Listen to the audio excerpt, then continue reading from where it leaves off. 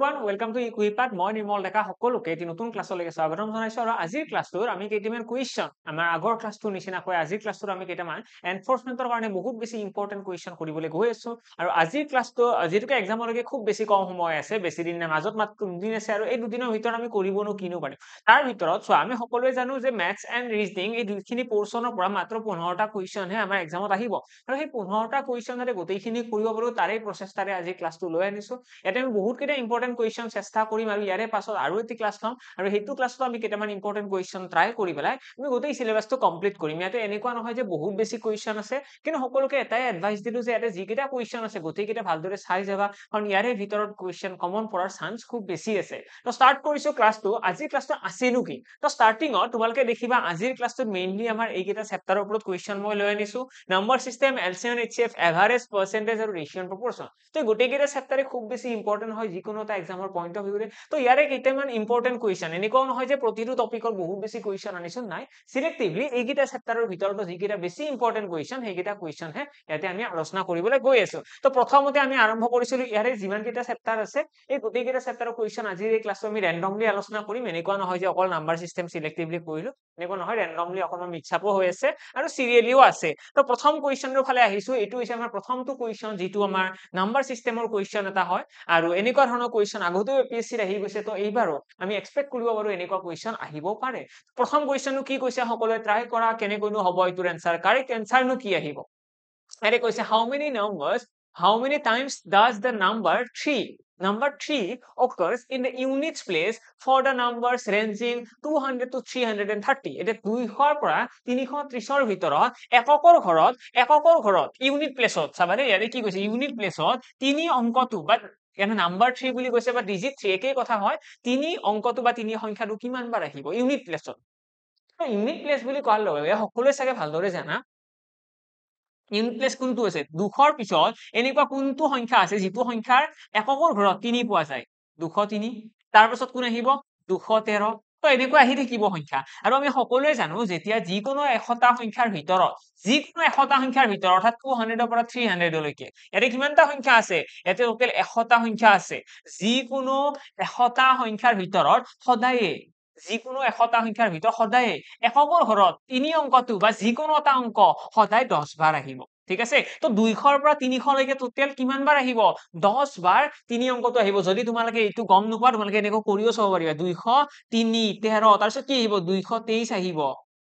তাৰ পাছত 233 আহিব আৰু তোমালোকে দেখিবা এই গোটেই কেইটাৰে এককৰ ঘৰত কোন আছে এককৰ ঘৰত ইয়াতে আছে 3 তাৰ পাছত কি আহিব 243 আহিব তাৰ পাছত আহিব 253 তো এনেকৈ আমাৰ অংক কেইটা আহি থাকিব আৰু এনেকৈ টোটেল আমি 300 লৈকে মাত্ৰ 10টা হে অসংখ্যা পাম যৰ এককৰ ঘৰত 3 অংকটো আছে আৰু তাৰ পাছত আমি যদি চেক কৰো যে ইয়াৰে পাছত কি হ'ব ইয়াৰে পাছত 330 লৈকে আছে ন তো 300 ৰ পৰা যেতিয়া 330 লৈকে তোমালোকে চেক কৰিবা ইয়াতে তোমালোকে দেখিবা 303 ইয়াৰে এককৰ ঘৰত কোন আছে 3 আছে তাৰ পিছত কোন আছে 313 হ'ব 313 এটা আহিব তাৰ পিছত কোন আহিব 323 আহিব তাৰ পিছত আহিব জানো নাহে কাৰণ 330 তো আমাক লিমিট দিছে মানে আমি কম তিনিটা এনেকুৱা সংখ্যা আছে যৰ এককৰ ঘৰত আহিব অৰ্থাৎ 10 + 3 কাৰেক্ট আনসাৰ আহি গল 13 অৰ্থাৎ 13টা এনেকুৱা সংখ্যা আছে 200 ৰ পৰা 330 ৰ ভিতৰলৈকে টোটেল 13টা সংখ্যা থাকিব য'ত এককৰ ঘৰত তিনি অংকটো পোৱা যাব এতিয়া এইটো কুৱেশ্যন তোমালোকে খেলিমেলি নকৰিবা তোমালোকে ইয়াতে যোনটো 303 টো আছে এইটো 3 কাউন্ট কৰিব নোৱাৰা তোমালোকে ইয়াতে 333 ত যোনটো দশকৰ ঘৰত 3 আছে এইটো কাউন্ট কৰিব নোৱাৰা 230 ত যোনটো 3 আহিব সেইটো কাউন্ট কৰিব নোৱাৰা কিয় কাৰণটো হৈছে আমাক ইয়াতে কৈছে অকল এককৰ ঘৰত কিমান বাৰ তিনি অংকটো আহিব ঠিক আছে এককৰ ঘৰৰ কথা সুধিছে এটা আমাক দশক আৰু শতকৰ কথা সোধা নাই যিসকলে মোৰ লগত এনফোৰ্সমেন্ট আমাৰ যোনটো বেটচ আছিল পেইড কোৰ্স হওক আৰু বা যিখনে মোক টেষ্ট লৈছিলে তো সিহঁতে হয়তো ভাবিছে ইয়াতে কিয় আমাৰ মাত্ৰ 13টা হ'ল কিয় আমি বাকি কেইটা তিনি কাউন্ট নকৰিলো তাৰ ৰিজনটো হৈছে ইয়াতে আমাৰ অকল এককৰ ঘৰৰ কথাহে সুধিছে তো এক্সামতো কুৱেশ্যন বিলাক ভালদৰে পঢ়িব লাগিব কাৰণ সৰু সৰু কথা চেঞ্জ কৰি দিয়াৰ লগে এনসাৰটো চেঞ্জ হৈ যায় নেক্সট কুৱেশ্যনৰ ফালে আহিছো নেক্সট কুৱেশ্যনত কি আছে চোৱা এতিয়া তোমালোকৰ কাৰণে যেহেতুকে এক্সামলৈকে মাত্ৰ কেতিয়াবা মুহূৰ্ত বুলি ক'লেও ভুল নহয় মাত্ৰ দুদিন একো সময়ে নহয় তো ইমানখিনি কম সময়ৰ ভিতৰত আমি এতিয়া কুৱেশ্যন কৰিব একদমে পাৰিব লাগে যদি কোনোবাই ভাবা যে মোক কুৱেশ্যন কৰিব মই গোটেইকেইটা পাৰি আছো মোক মক টেষ্টৰো কুৱেশ্যন লাগে তো মক টেষ্টৰ কাৰণে তোমালোকে ডেসক্ৰিপচনত লিংকো পাই যাবা আৰু লগতে কন্টেক্ট নম্বৰ তোমালোকৰ স্ক্ৰিনৰ ওপৰত আহি আছে তোমালোকে কন্টেক্ট নম্বৰত কন্টেক্ট কৰি পেলাই মক টেষ্টৰ কাৰণে এনৰোল কৰিব পাৰিবা Okay, তো ইয়াতে কৈছে 1043 is divided by a number. এটা সংখ্যাৰে 1043 হৰণ কৰা হয়। We get 11 as quotient. 11 কি পাম আমি ভাজক হিচাপে পাম। ঠিক আছে, ভাজক নহয় সৰি ভাগফল। ভাগফল হিচাপে 11 পাম and 20 as a remainder আৰু remainder কি পাম আমি ভাগশেষ পাম। ঠিক আছে, আমি যদি ইয়াতে ডিভাইড কৰিব দিছে, ঠিক আছে, ইমান is divided মানে 1043 আমি কিবা এটা সংখ্যাৰে হৰণ কৰিম। কিহেৰে হৰণ কৰিম আমাক কোৱা নাই, x এৰে হৰণ কৰিম আৰু হৰণ কৰিলে কুৱেশ্যন কিমান আহিব 11 আহিব। 11 এছ কুৱেশ্যন মানে ভাজক আৰু ভাগশেষ কিমান আহিব ৰিমাইণ্ডাৰ আহিব 20। এতিয়া এইখিনি ডাটা দিয়া থাকিলে আমি যোনটো হৰণৰ নিয়ম আছিলে, বেছিক হৰণৰ নিয়ম আমি নাজানিম জানো উলিয়াব। ইউক্লিডৰ বিভাজন প্ৰমেয়িকাও ইউজ কৰিব পাৰা। বাকী এইটোক যদি আমি ট্ৰাই এনসাৰ উলিয়াব ট্ৰাই কৰো, আমি কি কৰিব লাগিব x into 11, ঠিক আছে, x into 11 কিবা এটা ডাটা আহিব, তাৰ লগত আমি কি কৰিব লাগে 20 এটা যোগ কৰিব লাগে আৰু কৰাৰ লগে লগে 1043 পাব লাগে। এতিয়া এইখিনি জাস্ট আমি সলভ কৰিব লাগে, কাৰেক্ট আনসাৰ অটোমেটিক্যালি পাই যাম। 11x ইকুৱেল কিমান আহিব 1023, x ইকুৱেল কিমান আহিব 11 ৰে কাটি দিয়া, 11 9 গুণ 99, 99 হলে 11 3 গুণ 33, তো x ইকুৱেল আহি গল 93। অৰ্থাৎ আমাক এতিয়া কৈছে ডিভিজৰ কি হ'ব, তো ডিভিজৰ কি হ'ব, ডিভিজৰ x ইকুৱেল আমাৰ ভ্যালু আহি যাব 93। হা কৰো সকলোৰে এনসাৰ আহিল। সকলোৱে বুজি পাইছা যে কেনেকৈ কৰিছো, এইটো হৈছে ভাজক পূৰণ ভাগফল যোগ ভাগশেষ সমান ভাজ্য। ঠিক আছে, এই মেথডটো আমি ইয়াতে ইউজ কৰিছো। নেক্সট কুৱেশ্যনৰ ফালে আহিছো। এইটো কুৱেশ্যন, এই গোটেইবিলাক কুৱেশ্যনে হৈছে নাম্বাৰ চিষ্টেমৰ, আৰু নকবা এনেকুৱা ধৰণৰ বেছি অনুমান নকৰিবা যে এক্সামত খুব বেছি টান কুৱেশ্যনে অকল আহিব না। কুৱেশ্যন এক্সামত সহজ সহজ কুৱেশ্যনো অহা দেখা যাব। তো আমি একদম বেচিক্সৰ পৰাই ভালদৰে ক্লিয়াৰ কৰি যাব লাগিব, বা এনেকুৱা ধৰণৰ সৰু সৰু কুৱেশ্যন বিলাক যাতে চিলি মিষ্টেক নহয় তাৰ কাৰণে এবাৰ চোৱাটো খুব বেছি ইম্পৰ্টেন্ট হৈ পৰে। এই কুৱেশ্যনত কি ক'ব বিচাৰিছে চোৱা, ইয়াতে কৈছে when a number is divided by 192 the remainder is 54। যেতিয়া এটা সংখ্যা 192 ৰে হৰণ কৰা হয় আমি রিমাইন্ডার কিমান পাই যাম 54 রিমাইন্ডার পাই যাম। if the same number is divided by 16 what will be the remainder। যদি সেই একেটা সংখ্যাকে 16 ৰে হৰণ কৰা হয় ৰিমাইন্ডাৰ কি হ'ব। এনেকুৱা কুৱেশ্যনৰ ক্ষেত্ৰত আমাক কৈছে যে এটা সংখ্যা এটা আছে x আৰু এই সংখ্যাটোক যেতিয়া 192 ৰে হৰণ কৰা হয়, 192 ৰে যেতিয়া হৰণ কৰা হয় তেতিয়া হলে ভাগশেষ আহিব রিমাইন্ডার, রিমাইন্ডার আমি পাই যাম 54। আমাক কৈছে যদিহে এই x যিটো সংখ্যা আছে সেই সংখ্যাটোক যদি 16 ৰে হৰণ কৰো তেতিয়া হলে ৰিমাইন্ডাৰ কি ওলাব উলিওৱাচোন। এনেকুৱা ধৰণৰ কুৱেশ্যন সলভ কৰাৰ কাৰণে প্ৰথমতে তোমালোকে এটা কথা মনত ৰাখিব লাগে, যদি আমাক কয় যে এটা সংখ্যা আছে সেইটো 192 ৰে হৰণ কৰিলো আৰু হৰণ কৰিলে ভাগশেষ আহিব 54, 54 ভাগশেষ আহিব। আমাক কৈছে সেই একেটা সংখ্যা অৰ্থাৎ x, সেই একেটা সংখ্যাকে যদি 16 ৰে হৰণ কৰো ৰিমাইন্ডাৰ কি আহিব। আমি প্ৰথমতে চেক কৰিম যে 16 ৰে 192 হৰণ গৈছে জানো, আমি প্ৰথমতে সেইটো বস্তু চেক কৰিব লাগিব।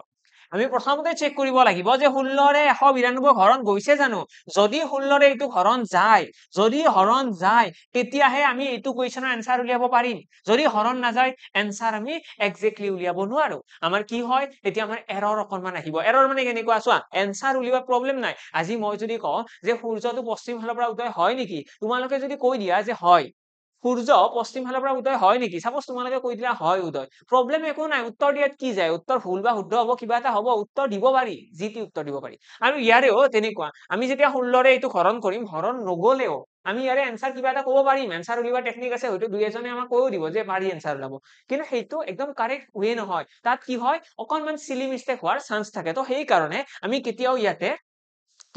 আমি 16 ৰে এই সংখ্যাটোক বা ইয়াতে যিটো সংখ্যা দেখিব এইটোৰে প্ৰথমতে যিটোৰে হৰণ কৰিছিলে সেইটো হৰণ কৰি চেক কৰিম। যদি হৰণ গৈছে তেতিয়াহে আমি এনসাৰ উলিয়াবলৈ চেষ্টা কৰিম, আদাৰৱাইজ আমি কম এইটোৰ এনসাৰ উলিয়াব নোৱাৰি, CND cannot be determined বুলি আমি অপচনত মাৰি দিম। তো 16 ৰে যদি আমি এইটো কাটিবলৈ ট্ৰাই কৰো, 16 1 গুণ 16, 16 2 গুণ 32, 12 বাৰ যাব, 16 পূৰণ 12 কৰিলে কি হ'ব 16 12 গুণ 192। নেক্সট আমি কি কৰিব ট্ৰাই কৰিছো, এতিয়া 16 ৰে যিহেতু হৰণ গৈছে মানে এনসাৰ উলিয়াব পাৰিম। কেনেকে এনসাৰ উলিয়াম, তো সেই ক্ষেত্ৰত আমি কি কৰিব লাগে, প্ৰথমতে যেতিয়া এটা সংখ্যাক 192 ৰে হৰণ কৰোতে যিটো ভাগশেষ আহিছিলে সেই ভাগশেষটোকে আমি 16 ৰে হৰণ কৰিব লাগে। আমি x হৰণ কৰিব নালাগে, আমি যিটো আগতে ৰিমাইন্ডাৰ আছিলে 54 আমি সেইটো 16 ৰে হৰণ কৰিব লাগে। আৰু হৰণ কৰি পেলাই যিটো ৰিমাইন্ডাৰ আহিব, যিটো ভাগশেষ আহিব 16 2 গুণ 32, 16 3 গুণ কিমান 48, অৰ্থাৎ আমি ইয়াতে 6 এজ এ ৰিমাইন্ডাৰ পাই যাম। আৰু এইটোকে আমি কি বুলি কম, এই যিটো 6 পাই গলো এইটোৱে হৈ যাব আমাৰ ৰিমাইন্ডাৰ। আশা কৰো বুজি পালা, একদম ক্লিয়াৰলি বুজি পালা যে কেনেকৈ সলভ কৰিব লাগে ৰিমাইন্ডাৰ বেসড কুৱেশ্যন বিলাক।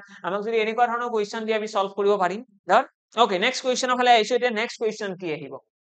এইটো কুৱেশ্যন এতিয়া এইটো কুৱেশ্যনৰ এনসাৰ কি হ'ব খুব ইজি কুৱেশ্যন তোমালোকে প্ৰথমতে চেষ্টা কৰা দেন নিশ্চয় মই কৰি দি আছো চনত আমাক কেইটামান সংখ্যা দিয়া আছে আমাক কি দিয়া আছে আমাক 51 ৰ পৰা ষ্টাৰ্ট কৰি পেলাই 90 লৈকে যিমান কেইটা সংখ্যা আছে এইকেইটা যোগফল উলিয়াব দিছে এইকেইটা যোগফল উলিওৱাৰ কাৰণে আমাৰ হাতত দুটা টেকনিক আছে এটা হ'ল এৰিথমেটিক প্ৰগ্ৰেছন অৰ্থাৎ সমান্তৰ প্ৰগতিৰ সংখ্যাবিলাকৰ কেনেকৈ যোগফল উলিয়ায় সমান্তৰ প্ৰগতি অৰ্থাৎ যিবিলাক সংখ্যাৰ মাজৰ পাৰ্থক্য সমান যিবিলাক সংখ্যাৰ মাজৰ পাৰ্থক্যবিলাক সমান ইয়াতে যদি চোৱা গোটেইবিলাক হৈছে ক্ৰম অনুসাৰে থকা সংখ্যা কনজিকিউটিভ নাম্বাৰ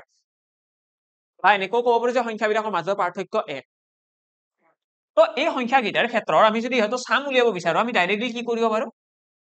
আমি সমান্তৰ প্ৰগতিৰ ফৰ্মুলা ইউজ কৰিব পাৰো Sn equal n divided by 2 কিন্তু ইয়াতে এটা ডাঙৰ প্ৰবলেম আহিব ইয়াতে আমি n ৰ ভ্যালুটো গম নাপাওঁ n/2 ফৰ্মুলা আছিলে a + an ঠিক আছে এই ফৰ্মুলাটো আমি ইউজ কৰি এনসাৰ উলিয়াব পাৰিম কিন্তু ইয়াতে আমি n ৰ ভ্যালুটো গম নাপাওঁ আৰু আমি ইয়াৰে পঢ়িনছি এইটো বাৰু মেথডটো বেলেগ এটা মেথড ঠিক আছে এইটো হৈছে সমান্তৰ প্ৰগতিৰ মেথড এইটো মেথড আমি ব্যৱহাৰ কৰিব পাৰিম কিন্তু ইয়াৰে বাহিৰে আৰু কিবা মেথড ব্যৱহাৰ কৰিব পাৰিম জানো নিশ্চয় পাৰিম নেক্সট মেথডটো কি আহিব নেক্সট মেথডটো হৈছে আমি কি কৰিব পাৰো ইয়াতে আমাৰ প্ৰথম 100টা স্বাভাৱিক সংখ্যাৰ যোগফলৰ ফৰ্মুলাটো চাগে সকলোৱে জানা ফাৰ্স্ট এন্ড নেচাৰেল নাম্বাৰ এটা আগৰ ক্লাছতো চাগে মোস্ট প্ৰবাবলি মই কৈছিলো আৰু যদিও কোৱা নাই মই এটা বিলিভাৰ্স বেটছ বুলি ষ্টাৰ্ট কৰিছিলো যদি কোনোবাই চোৱা নাই মই সেইটো এবাৰ অকমান ৰেফাৰেন্স দি দিছো বিলিভাৰ্স বেটছৰ আমাৰ ই কুইপাৰ্ট ইউটিউব চেনেলটোত গৈ পেলাই তোমালোকে ভিডিঅ সেকশনত যাবা ভিডিঅ'জত মানে যিবিলাক আমাৰ ৰেকৰ্ডেড ভিডিঅ'জ থাকে সেইবিলাক ভিডিঅ সেকশনত আহে আৰু লাইভ ক্লাছ বিলাক লাইভত আহে তো ভিডিঅ সেকশনত তোমালোকে দেখিবা বিলিভাৰ্স বেটছৰ ৰিসেন্ট ক্লাছ এটা আছে ক্লাছ নম্বৰ 5 চাগে মোস্ট প্ৰবাবলি তো 5 নম্বৰ ক্লাছটো এবাৰ তোমালোকে ভিজিট কৰিবা তাত তোমালোকে দেখিবা তাত সিৰিজ ৰিলেটেড বহুত কেইটা কোৱেশ্চন কৰোৱা আছে ঠিক আছে এনেকুৱা ধৰণৰ কোৱেশ্চন তো তাত আমি আলোচনা কৰিছিলো যদি এনেকুৱা ধৰণৰ কোৱেশ্চন আহে আমি কি কৰিব পাৰো আমি এটা টেকনিক ইউজ কৰিব পাৰো যে প্ৰথমতে আমি 1 ৰ পৰা আৰম্ভ কৰি 100 লৈকে 1 ৰ পৰা 100 লৈকে বা 90 লৈকে কৈ দিলো মই 1 ৰ পৰা 90 লৈকে যিবিলাক সংখ্যা আছে এই গোটেইবিলাক সংখ্যাৰে যোগফল উলিয়াব নোৱাৰিম জানো নিশ্চয় পাৰিম 1 ৰ পৰা আৰম্ভ কৰি 90 লৈকে যিমান বিলাক সংখ্যা আছে এই গোটেইবিলাক সংখ্যাৰ আমি যোগফলটো নিশ্চয় উলিয়াব পাৰিম আৰু ইয়াৰে যিটো যোগফল ওলাব সেই যোগফলৰ পৰা যদি মই 1 ৰ পৰা আৰম্ভ কৰি 50 লৈকে যিকেইটা সংখ্যা আছে তাৰ যোগফলটো যদি বিয়োগ কৰি দিও তাৰ যদি যোগফলটো বিয়োগ কৰি দিও তেতিয়া কি হ'ব তেতিয়া আমাৰ হাতত ৰৈ যাব মাত্ৰ 51 ৰ পৰা আৰম্ভ কৰি 90 লৈকে যিকেইটা সংখ্যা আছে তাহাৰ যোগফলটো বুজি পালা আমি এই মেথডটো ব্যৱহাৰ কৰিব পাৰো আমি কি কৰিম প্ৰথমতে 1 ৰ পৰা 1 ৰ পৰা আৰম্ভ কৰি 90 লৈকে যিমান কেইটা সংখ্যা আছে গোটেই কেইটা যোগফলটো উলাই লম আৰু সেই গোটেই কেইটা যোগফল উলোৱাৰ পাছত নেক্সট আমি কি কৰিম 1 ৰ পৰা ষ্টাৰ্ট কৰি 50 লৈকে যিকেইটা সংখ্যা আছে সিহঁতৰ যোগফলটো মাইনাস কৰি দিম সো ইয়াতে আমাৰ কি পাম ফাইনালি আমি ইয়াতে ৰিজাল্টটো পাই যাম n হোল ইনটু ফৰ্মুলা কি আছিল ফাৰ্স্ট n নেচাৰেল নাম্বাৰৰ সাম উলিওৱা ফৰ্মুলাটো আছিল n whole into n + 1 divided by 2 তো n ৰ ভ্যালুটো ইয়াতে আহিব 90 ইনটু 91 ডিভাইডেড বাই 2 মাইনাস ইয়াতে কিমান আহিব ইয়াতে আহিব 50 ইনটু 51 ডিভাইডেড বাই 2 ইয়াতে আমি দেখিম যদি 2 ৰে কাটি দিও এটা আহি গল 45 এইটো 2 ৰে কাটি দিয়া এইটো পাবা তোমালোকে 25 নেক্সট লাইনত আমি দেখিম 45 এর এইটো পূৰণ কৰা 45 1 গুণ 45 45 9 গুণ কিমান আহিব 45 2 গুণ আহিব 90 দেন 9 গুণ 18 180 আহি গল 180 18 2 গুণ 37 360 360 ৰ লগত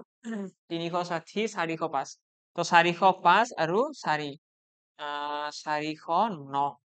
তো 4095 আহি গল ইয়াতে আৰু নেক্সট আমি যদি 25 ৰ লগত 51 পূৰণ কৰো 51 25 1 গুণ 25 দেন 25 5 গুণ 125 127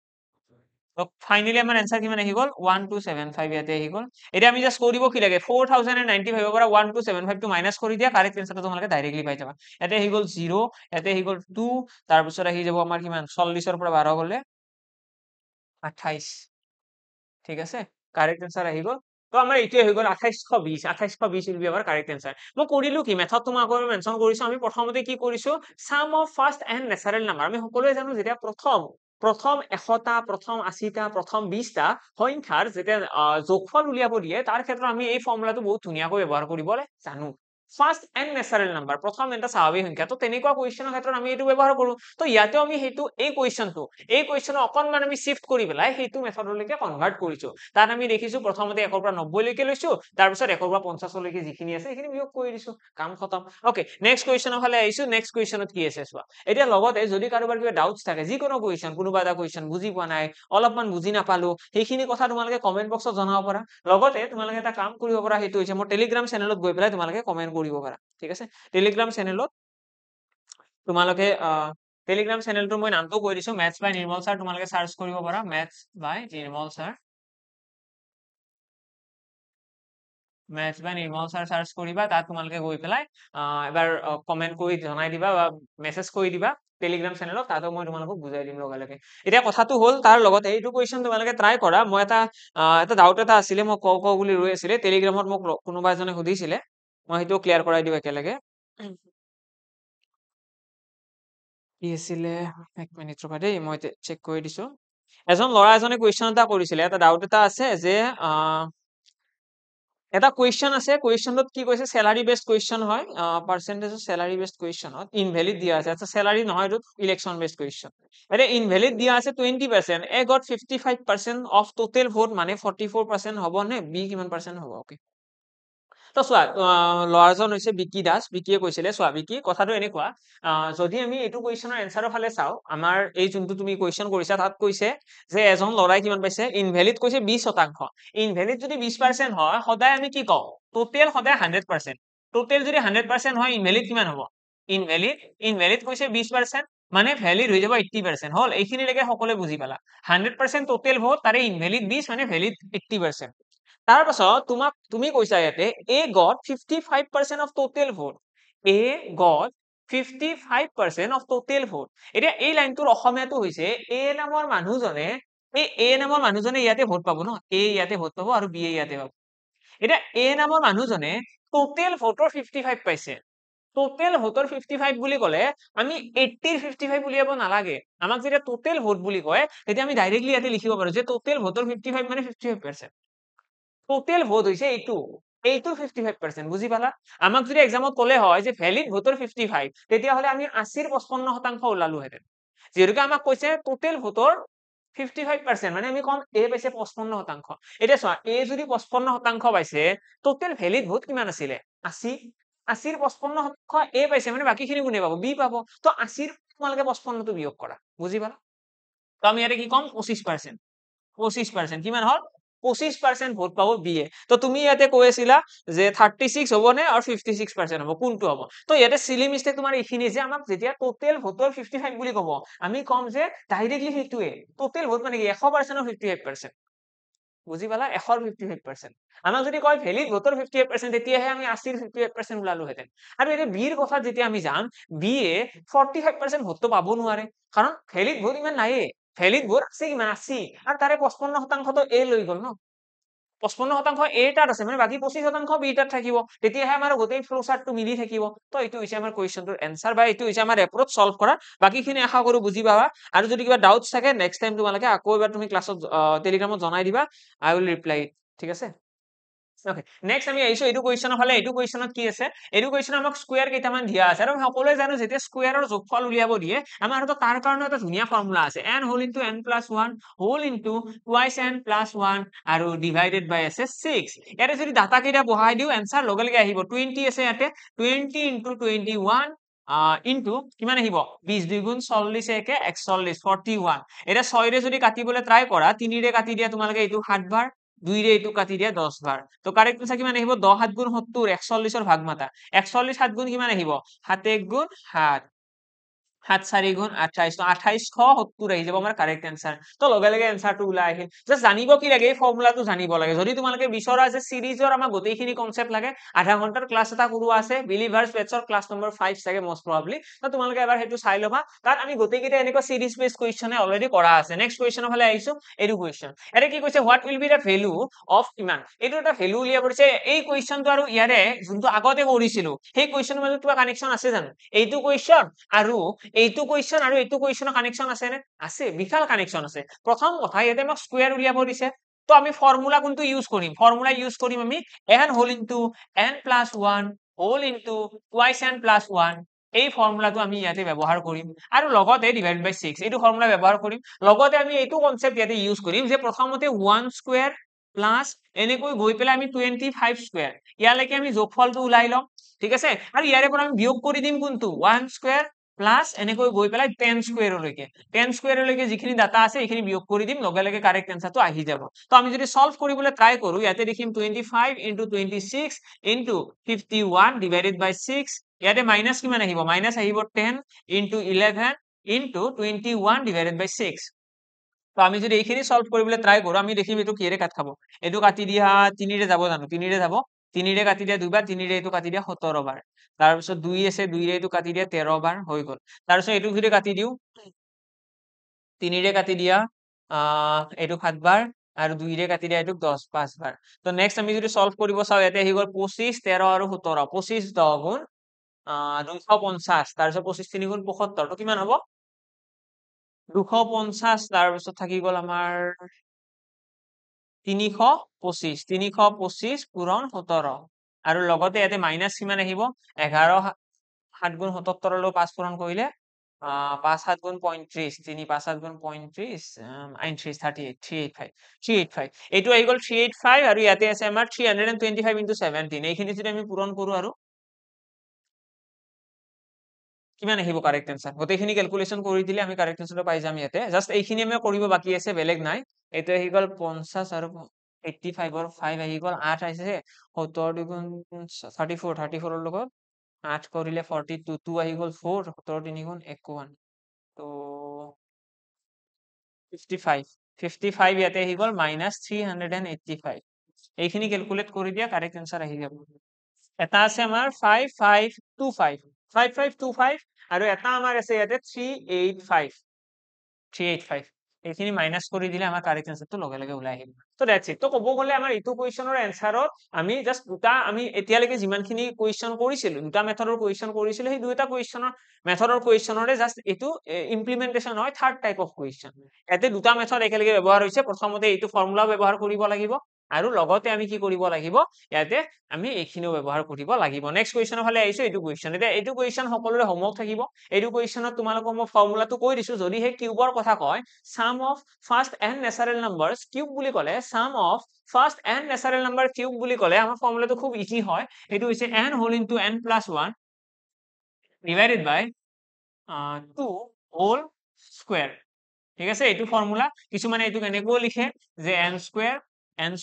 n plus 1 whole square divided by 4 তো একেই কথা যেনেকৈ কি নিলিখা কিয় কাৰণ এইটো যদি তোমালোকে অকনমান এক্সপান্ড কৰা এইটোই হৈ যাব স্কয়াৰটো ভিতৰত আনি দিয়াচোন n square হ'ব n plus 1 whole square হ'ব আৰু 2 square টো কৰিলে 4 হৈ যাব ঠিক আছে এইটো ফৰ্মুলা ইউজ কৰিবা লগতে এনেকুৱা ধৰণৰ কনসেপ্টটো ব্যৱহাৰ হ'ব প্ৰথমতে 1 ৰ পৰা 25 তাৰপিছত 1 ৰ পৰা 10 টো মাইনাস কৰিব লাগিব তো ইয়াতেও তোমালোকে সেইখিনি কৰিব লাগিব অটোমেটিক্যালি আনসাৰটো ওলাই আহিব তো এইটো তোমালোকৰ হোমৱৰ্ক থাকিল সকলোৱে ট্ৰাই কৰিবা ট্ৰাই কৰি পেলাই যেটো আনসাৰ আহিব আনসাৰটো কমেন্ট বক্সত কমেন্ট কৰিবা ঠিক আছে কমেন্ট কৰিবা আনসাৰ বক্সটো আৰু যদি কিবা কনফিউজন থাকে তোমালোকে টেলিগ্ৰামত মোক কন্টাক্ট কৰিলে হয় নেক্সট কোৱেশ্চনৰ কাৰণে আহিছো এটা কৈছে what should be subtracted from ইমান to get ইমান আমাক কৈছে এই সংখ্যাটোৰ পৰা কি এনেকুৱা সংখ্যা এটা বিয়োগ কৰিব লাগিব যাতে আমি এইটো পাওঁ এই সংখ্যাটোৰ পৰা অৰ্থাৎ 107.03 এইটোৰ পৰা কিবা এটা বিয়োগ কৰিব দিছে কি বিয়োগ কৰিব লাগিব যাতে আমি কি পাম 96.4 পাই যাম তো এইটোৰ কাৰণে আমি যদি x টো ৰাইট সাইডত লৈ যাও কি হ'ব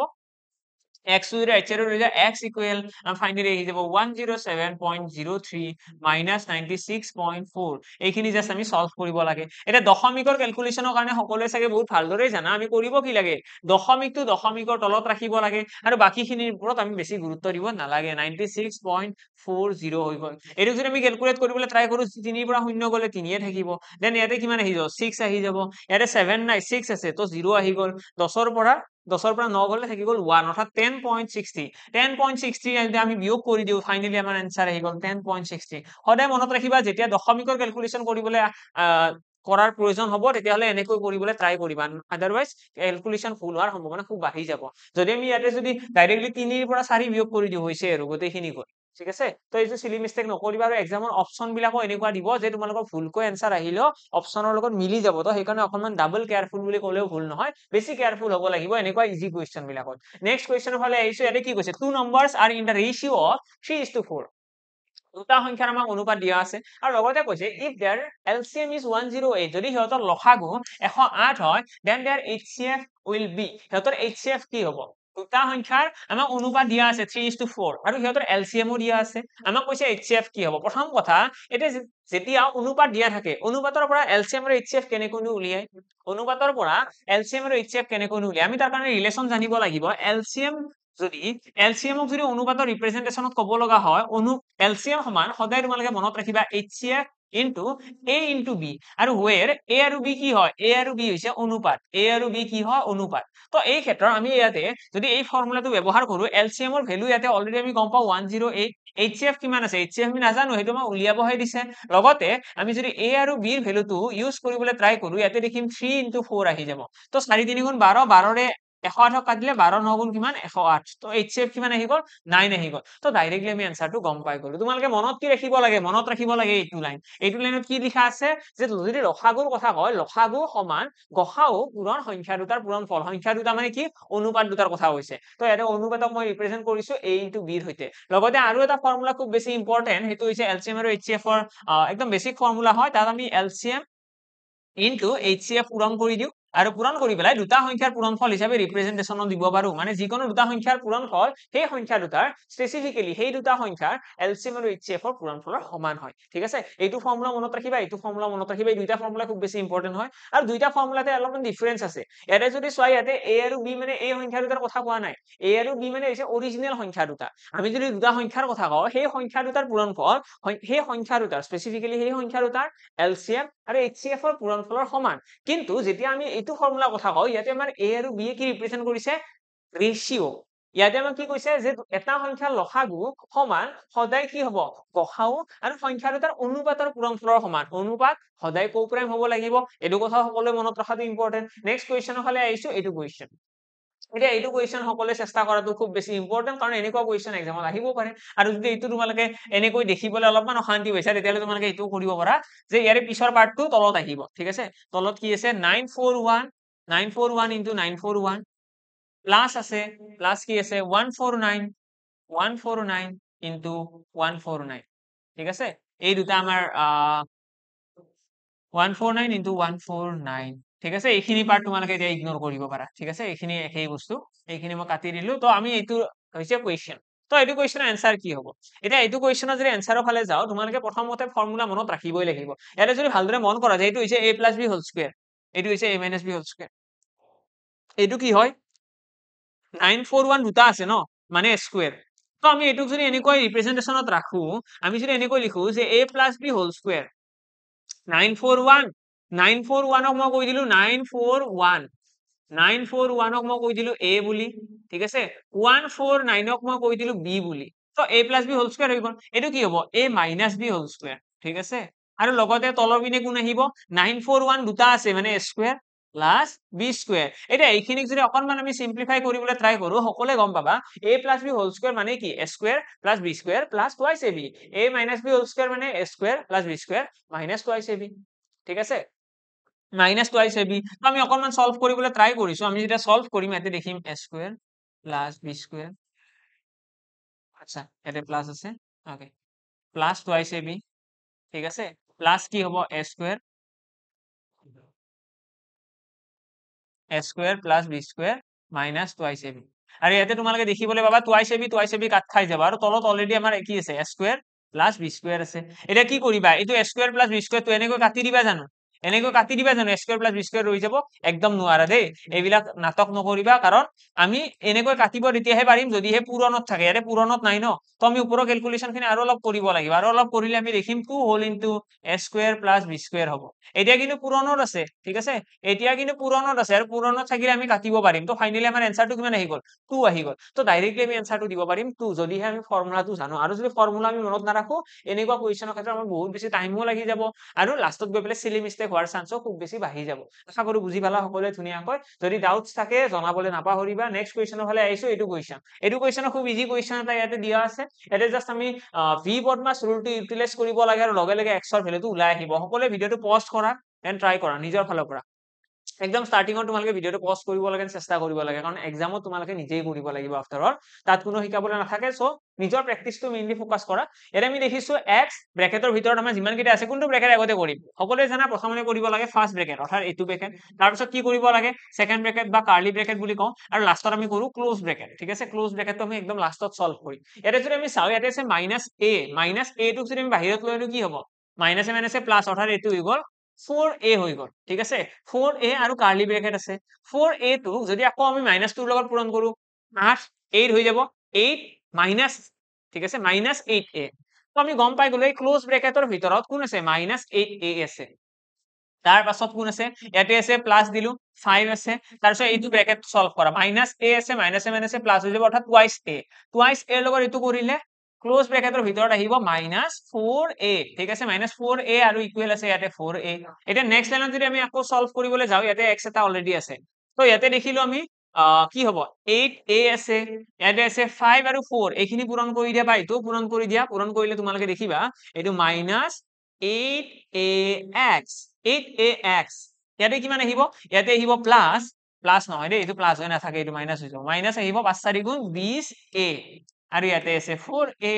20a টো এইপিনে লৈ গলে কি দেখিবা 20a টো যদি এইপিনে গুচি যায় ইয়াতে আছে -8ax ইয়াতে কি আছে 20a টো গুচি গলে প্লাস হ'ব অৰ্থাৎ 24a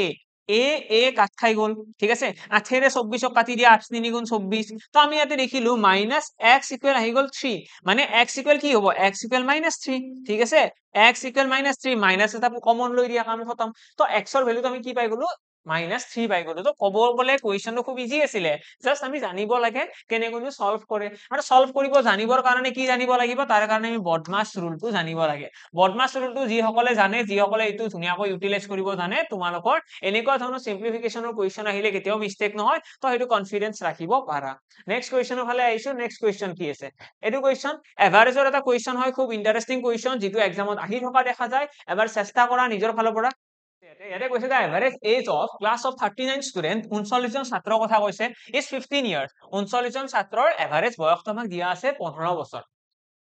if the age of the teacher is included যদি টিচাৰ জনৰ এজ টো ইনক্লুড কৰা হয় then the average increases by 3 months average টো কি হ'ব 3 মাহ বৃদ্ধি পাব টিচাৰ জন যেতিয়া ইনক্লুড হ'ব লগে লগে এভাৰেজ টো বাঢ়িব আমাক কৈছে find the age of the teacher teacher জনৰ এজ কিমান তো প্ৰথমতে কথাটো হ'ল ইয়াতে আমাক কৈছে 39 জন মানুহ আছিল এই 39 জন মানুহৰ কিবা এটা বয়স আছিল কিমান আছিল এভাৰেজ 15 বছৰ তো আমি যদি এভাৰেজ এভাৰেজৰ ফৰ্মুলা কি আছিল এভাৰেজ ইকুৱেল আছিল sum divided by number of data এটা আমি ইয়াতে নাম্বাৰ অফ ডাটা গম পাও যে ইমানজন মানুহ আছিল এটা নাম্বাৰ অফ ডাটাৰ লগত যদি এভাৰেজটো পূৰণ কৰি ইউ কি হ'ব নাম্বাৰ অফ ডাটাৰ লগত এভাৰেজ পূৰণ কৰিলে সামটো ওলাই যাব নে নাই নিশ্চয় যাব তো আমি কি কৰিব ট্ৰাই কৰিছো যে 39 জন মানুহৰ বয়সৰ যোগফল কিমান আছিল তো 15 লগত 39 যোগ কৰিলে কি হ'ব 600 বছৰৰ পৰা সিম্পলি 39 এটা আমি বিয়োগ কৰি 600 ৰ পৰা তোমালোকে তেনেকৈ ক্যালকুলেশন কৰিব পাৰা 600 ৰ পৰা তোমালোকে কি কৰা 15 টা কমাই দিয়া কিমান হ'ব এতিয়া 585 আমাৰ কি হৈ যাব 39 জন মানুহৰ বয়সৰ যোগফল আমি কি কৰিব লাগিব নেক্সট আমি চাব লাগিব যেতিয়া টিচাৰ জনৰ এজ টো ইনক্লুড হ'ল টিচাৰ জনৰ এজ টো ইনক্লুড হোৱাৰ লগে মানুহ কিমান জন হৈ গ'ল তো বৰ্তমান ক্লাছৰুমটোৰ মানুহ হৈ গ'ল 40 আগতে আছিল 39 এতিয়া কিমান হৈ গ'ল 40 আৰু 40 জন মানুহৰ এভাৰেজ এজ কিমান কৈছে আমাক এভাৰেজ এজ তো বাঢ়িছে আগতে আছিল 15 বছৰ এতিয়া কিমান এতিয়া হৈছে 15 বছৰ আৰু 3 মাহ 15 বছৰ 3 মাহ নতুন এভাৰেজ আমি কি কৰিব লাগিব এই যোনটো 15 বছৰ 3 মাহ বুলি কৈছে এই 3 মাহটোক আমি বছৰত কনভাৰ্ট কৰিব লাগিব 3 মাহক বছৰত কি বুলি কয় 3/12 12ৰে হৰণ কৰি দিয়া তো 1/4 তো ইয়াতে আমাৰ কি আহি যাব এটা 1/4 আহি যাব 15 15 1/4 আমাৰ নতুন এভাৰেজ তো এতিয়া এইটোৰ লগত পূৰণ কৰিলেহে আমি নতুন যোগফলটো পাম তো কৰি দিয়া যোগ 40 ইনটু কিমান হ'ব 15 4 গুণ 60 61 4 থাকি গ'ল এইটো কাটি দিয়া 10 বাৰ গ'ল তো কাৰেক্ট আনসাৰ আহি গ'ল 610 ইয়াৰ্স তো আমাৰ যেতিয়া ক্লাছৰুমটোত মানুহ আগতে ক্লাছৰুমটোত মানুহ আছিল 585 ইয়াৰ্স আগতে যিমান কেইজন মানুহ আছিল ক্লাছৰুমটোৰ সেই গোটেই কেইজনৰ বয়সৰ যোগফল আছিল ইমান যেতিয়া নতুনকৈ টিচাৰজন আহিলে আহাৰ লগে লগে নতুন যোগফল কিমান হৈ গ'ল 610 ইয়াৰ্স ঠিক আছে আগতে আছিল এইটো এতিয়া হৈ গ'ল এইটো কিমান বাঢ়িছে তো ইয়াতে তোমালোকে মন কৰিলে দেখিবা বাঢ়িছে কিমান 3 মাহটো বাঢ়ি গৈছে আৰু টোটেলত যদি আমি চাও ইয়াতে বাঢ়িছে 25 বছৰ তো এই 25 বছৰটো বাঢ়িলে কিহৰ কাৰণে তাৰ ৰিজনটো হৈছে টিচাৰজন নতুনকৈ ইনক্লুড হৈছে ন আগতে আছিল 39% এতিয়া কিমান হৈছে 40% 40% হৈছে তাৰ পৰা আমি বুজি পালো যে নতুনকৈ ইনক্লুড হোৱা মানুহজন 25 বছৰ বয়সৰ ঠিক আছে বা শিক্ষকজনৰ বয়স কিমান 25 বছৰ আমি কৰিব কি লাগে প্ৰথমতে আগতে যি কিছু মানুহ আছিল সিহঁতৰ বয়সৰ যোগফলটো ওলাব লাগে হল তাৰ পিছত আমি নতুনকৈ সোমোৱাৰ পাছত নতুনকৈ এতিয়া মানুহ আহি গ'ল কিমান মানুহ হৈ গ'ল 40 হৈ গ'ল আৰু ইহঁতৰ এভাৰেজ কিমান দিয়া আছে আমাৰ কুৱেশ্যনতে 3 মাহ বাঢ়িব মানে 15 বছৰ 3 মাহ 3 মাহটো বছৰত কনভাৰ্ট কৰিলে 1/4 তো এইখিনি আমি সলভ কৰিব লাগে তাৰ পৰা আমি ডাইৰেক্টলি এনসাৰটো গম পাই যাম নেক্সট কুৱেশ্যনৰ ফালে আহিছো এইটো কুৱেশ্যন এটা এইটো এটা খুব ইন্টাৰেষ্টিং কুৱেশ্যন আৰু এইটো কুৱেশ্যন বুজি পালে কাৰো বেছি সময় নালাগে এটা কৈছে the average of 5 consecutive number is 58 পাঁচটা সংখ্যাৰ এভাৰেজ আমাক দিয়া আছে 58 আমাক কৈছে ফাইন্ড দ্য লাৰ্জেষ্ট নাম্বাৰ সকলোতকৈ ডাঙৰ সংখ্যাটো উলিওৱা যেতিয়া লাৰ্জেষ্ট নাম্বাৰ বুলি ক'ব আমি কৰিব কি লাগে আমাক যেতিয়া লাৰ্জেষ্ট নাম্বাৰ বুলি ক'ব আমাক পাঁচটা কনজিকিউটিভ বুলি কৈছে ন পাঁচটা ক্ৰমিক সংখ্যা বুলি ক'লে আমি পাঁচটা স্পট বনাই লওঁ প্ৰথম কাম হ'ব পাঁচটা স্পট বনাই লওঁ লোৱা হ'ল পাঁচটা স্পট দেন আমি কি কৰিম একদম মাজত ৰাখিম কাক এভাৰেজক আমাক কৈছে পাঁচটা ক্ৰমিক সংখ্যাৰ এভাৰেজ হৈছে 58 মানে 58 টো হৈছে মিডিল নাম্বাৰ এতিয়া ইয়াতকৈ কনজিকিউটিভ মানে কি কনজিকিউটিভ মানে ক্ৰম অনুসাৰে থকা ঠিক আছে ক্ৰমিক সংখ্যা মানে ইয়াৰে পাছত কোন আহিব ইয়াৰে পাছত আহিব 59 তাৰ পাছত কোন আহিব 60 ঠিক আছে আৰু 58 ৰ আগত কোন আহিব এটা আহিব 57 তাৰ আগত আহিব 56 মানে এইকেইটা হৈ গ'ল আমাৰ এই পাঁচটা সংখ্যা যিকেইটা আমাৰ কুৱেশ্যনৰ কথা কৈ আছে আমাৰ কুৱেশ্যনত কৈছিলে ন the average of 5 consecutive number পাঁচটা ক্ৰমিক সংখ্যাৰ এভাৰেজ 58 তো আমি কি কৰিব লাগে মিডিল নাম্বাৰটো এভাৰেজ বুলি ধৰিব লাগে একদম মাজত আমি কাক ৰাখি দিম এভাৰেজক ৰাখি দিম আৰু মাজত যেতিয়া এভাৰেজক ৰাখিব পাৰিম তাৰ পাছত আমি বাকিখিনি ইজিলি কেলকুলেট কৰিব পাৰিম বা ধুনীয়াকৈ আমি ডাঙৰ সংখ্যা গ্ৰেটেষ্ট নাম্বাৰ হওক বা স্মলেষ্ট নাম্বাৰ হওক গোটেইখিনি বস্তুৱে ধুনীয়াকৈ কৰিব পাৰিম নেক্সট কুৱেশ্যনৰ ফালে আহিছো এইটো কুৱেশ্যন কি আছে the sum of ages of 5 children born at the interval of 3 years each is 50 years okay এইটো খুব ইন্টাৰেষ্টিং কুৱেশ্যন আমাক কৈছে পাঁচজন শিশুৰ এবাৰ এটা কাম কৰা কুৱেশ্যন এবাৰ তোমালোকে চেষ্টা কৰা মই অকমান আঁতৰি দিছো তোমালোকে ভিডিঅটো পজ কৰা দেন ট্ৰাই কৰা কিয় মই কৈছো কাৰণ খুব ইন্টাৰেষ্টিং কুৱেশ্যন আৰু অকনমান লজিকেলি ভাবিলেহে এনসাৰ আহিব যদি তোমালোকে বেছি মেথমেটিকেল ৱেত গুচি যোৱা অলপমান বেছি কমপ্লিকেটেড হৈ যায় আমি যদি অলপমান ঘৰুৱা ভাষাত ভাবিবলৈ যাওঁ তেতিয়াহ'লে খুব ইজিলি এনসাৰটো আহিব এতিয়া আমাক কৈছে the sum of ages of 5 children born at the interval of 3 years each is 50 years মানে এটা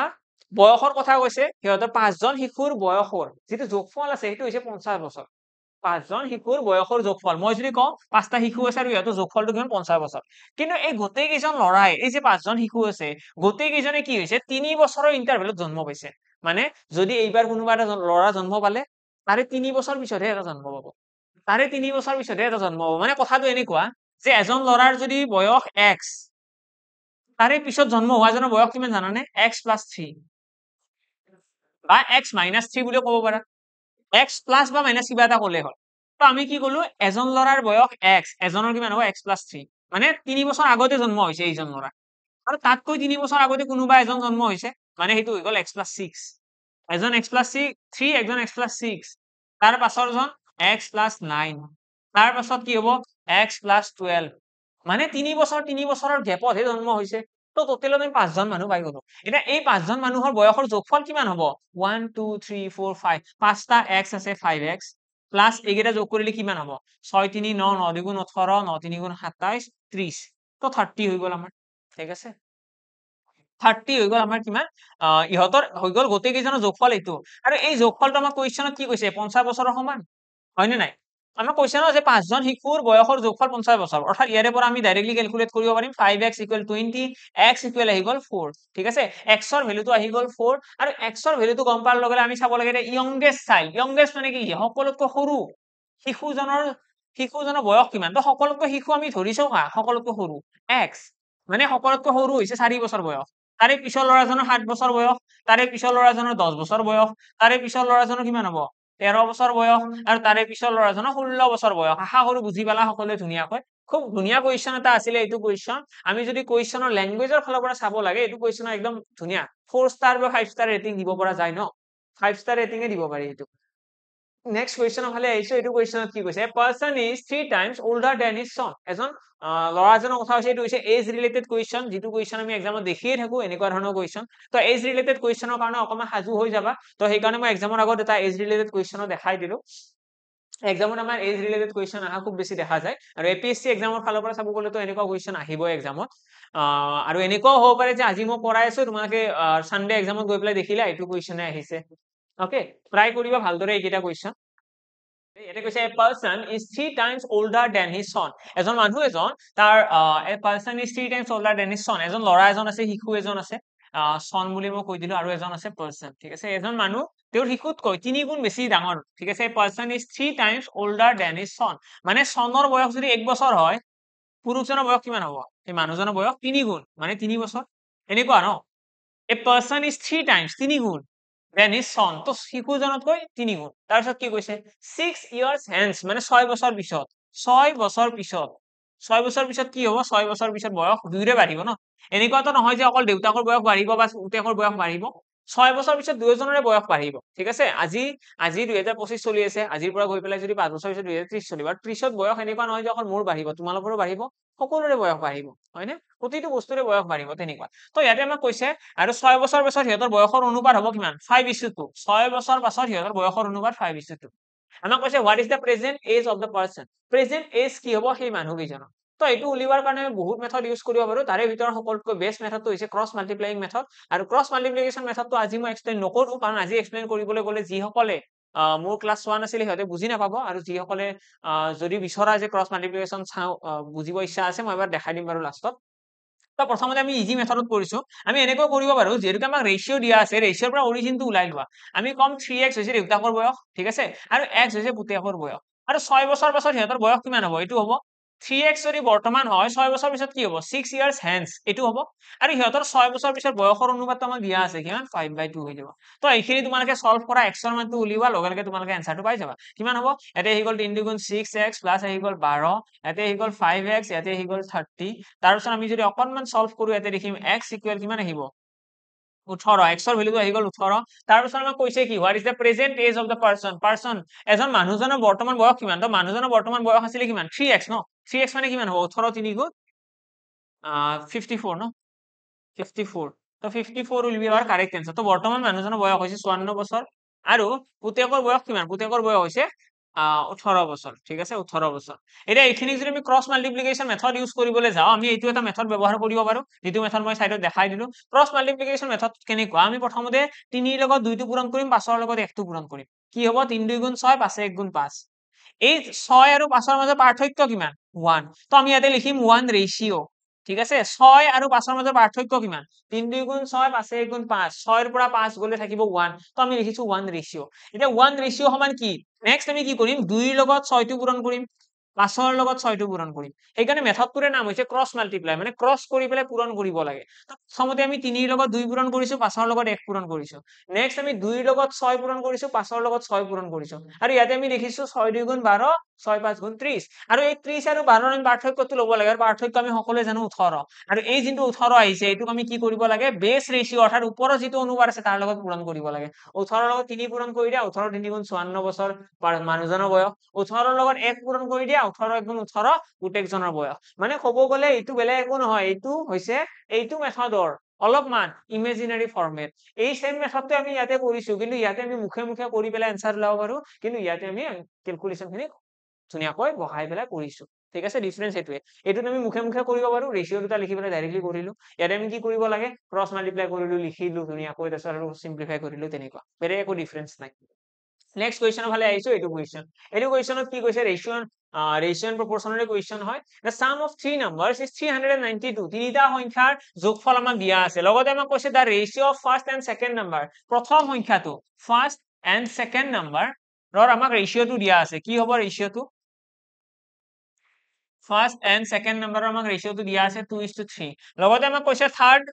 সেকেন্ড আৰু থাৰ্ড নাম্বাৰৰ ৰেশিও দিয়া আছে second and third number second আৰু থাৰ্ড নাম্বাৰৰ ৰেশিও দিয়া আছে 5:8 তো আমাক যেতিয়া যেহেতুকে অলৰেডি গোটেইখিনি ৰেশিও দিয়া আছে আমাক সেকেন্ড আৰু থাৰ্ড নাম্বাৰৰ ৰেশিও দিয়া আছে ফাৰ্স্ট এন্ড সেকেন্ড নাম্বাৰৰ ৰেশিও দিয়া আছে দেন আমি কি কৰিব লাগে আমি তিনিটা কম্বাইন কৰি পেলাই এটা অনুপাত ওলাব লাগে অৰ্থাৎ ফাৰ্স্ট নাম্বাৰ সেকেন্ড নাম্বাৰ আৰু থাৰ্ড নাম্বাৰৰ ৰেশিও কি হ'ব তাৰ কাৰণে কি কৰিব লাগিব সেকেন্ড নাম্বাৰৰ ভ্যালু দুটা সেম বনাব লাগিব আমি কি কৰিলো ইয়াতে এটা 5 পূৰণ কৰিলো ইয়াতে এটা 3 পূৰণ কৰিলো কাম খতম ৰেশিও সমান হৈ গ'ল ইয়াতে দেখিলো ইয়াতে এটা 5 পূৰণ কৰিব লাগিব অৰ্থাৎ ইয়াতে আহি গ'ল 10 ইয়াতে আহি গ'ল 15 ইয়াতে কিমান আহিব ইয়াতে আহি গ'ল 15 ইয়াতে এটা 3 পূৰণ কৰি দিয়া ইয়াতে আহি গ'ল 24 মানে ফাইনালি আমি গম পাই গলো প্ৰথম সংখ্যাটো হৈছে 10 সেকেন্ড সংখ্যাটো হৈছে 15 দুইটাৰে সেম আছে আৰু থাৰ্ড নাম্বাৰটো হৈছে 24 তো 10 15 আৰু 24 এই তিনিটা হৈছে আমাৰ সংখ্যা যিকিটা হৈছে ৰেশিও কিন্তু ৰেশিওটো আমি আনসাৰ উলিয়াব নোৱাৰিম তো আমি কি কৰিম নেক্সট আমি গোটেইকেইটা যোগ কৰিম অৰ্থাৎ 20 30 40 5 4 9 40 ৰ লগত 49 এই 49 ৰেশিও সমান কিমান হ'ব 392 এইটো যদি আমি ভালদৰে মন কৰো কিমান বা যাব 49 ৰে কাটি দিয়া 8 বাৰ যাব